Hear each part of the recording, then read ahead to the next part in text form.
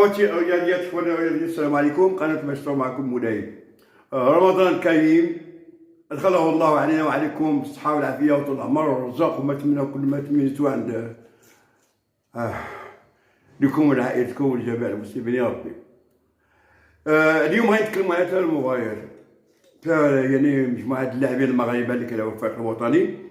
كاين مباراه في الليغا الاسباني، ومباراة في الدوري الهولندي، ومباراة في الدوري الفرنسي. بالنسبة للدوري الإسباني يعني الليغا الإسباني، كانت المباراة بين أوساسونا ضد ريال مدريد. هذه المباراة انتهت لصالح أوساسونا ب2-1. يعني دياز كان في الاحتيال ما دخل حتى الدقيقة 64، وحصان الأخرى 6-6. يعني كيف تيقولوا يعني دخل ديازو تعادلوا، ولكن من بعد كانوا خاصهم دخلوا تعادلوا، ولكن يعني كيف تيقولوا يعني قضية ابراهيم في الاحتياط ما عندها حتى معنى. يعني على حسن واحد المجموعة ديال اللاعبين تما، ولكن ما كيف تيقولوا ما بغاش الواحد يبدا يكتب في الهضره في هذه المسألة ديال انا قلت رأيي فيه. خاصو يقلب على راسو، يشوف الطريق اللي غادي يبان فيه ويكون هو الماسترو ويكون هو كل شيء في الفريق. ومع عدد الفروق لو كان ديال اخو ماس ولا ماسترو ديال الفرقه ديالو دابا. ما الواحد ما كيف تيقولوا يعني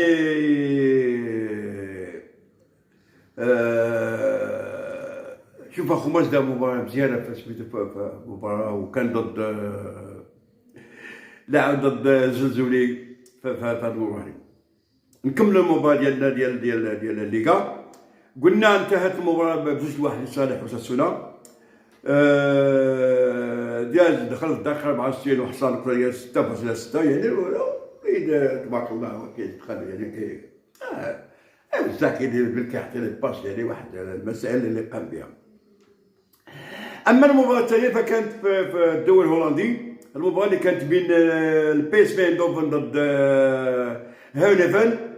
هذه المباراه اللي انتهت ب3-1 لصالح البي اس في ايندhoven. هنا السيباري سجل الهدف الثالث ديال عطى اسيست ديال الهدف الثالث، وعطى اسيست ديال الهدف ترفض، لان الكرة في 5 متر 50، الكرة ما كتكون لعبة حتى كتخرج على 16 متر 50، يعني على المربع الكبير خصها تخرج عاد تولي لعبة.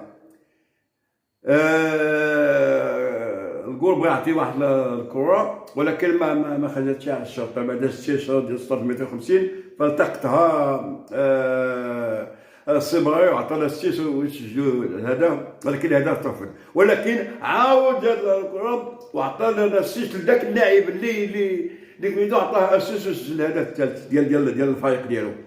بمعنى يعني الصبغي كان ماسترو. ما نقول على هذا الوليد هذا. بالنسبه للصبغي بحال اللي قلنا لكم، يعني دار مباراه ولا اروع. كان في المستوى ديال الحدث. هو كان مزيان. صلاح الدين كان تحتيه دخل الدقيقه 75 حصل على النقطه ديال 6-2. اما الدرويش دخل في الوقت بدل الضائع، ما تنخت شيء، وما عندنا ما نقول هذا الوليد هذا، لانه انا اللي كيهمنا هو اللي كان كيهمنا اللي سميتو هو الصبغي وصلاح الدين. صلاح الدين كان تحتيات ما دخلت بحال قلت لكم تلخم الدقيقه 75، ويعني دار مباراه مزيانه. اما الصبغي ما نهضروش عليه، كان مستوى عالي في وسط الفريق ديالو. اما المباراه الثالثه فكانت في الدوري الفرنسي، المباراه اللي كانت بين بايس سان جيرمان ضد ميدز. هذه المباراة انتهت 3-1 لصالح 3-0 لصالح بايس سان جيرمان. هنا حكيمي تبارك الله على هذا الوليد هذا، يعني حد هذا هنا تطلق حكيمي، ما بقاش بحال اللي كان مزير في البداية ديال الان، تطلق حصل على الخويا 7.7، بمعنى كان في المستوى العالي. تبارك الله على الولاد هذو اللي كانوا داروا مزيانه اليوم. كاين الصيام وهذه المسائل ويكونوا في المستوى. تبارك الله على الولاد، الحمد لله على ان ولادنا غادي في المستوى واللاعبين ديال الفريق الوطني. هذا هو اللي مهم عندنا النهار. والسلام عليكم ورحمه الله تعالى وبركاته.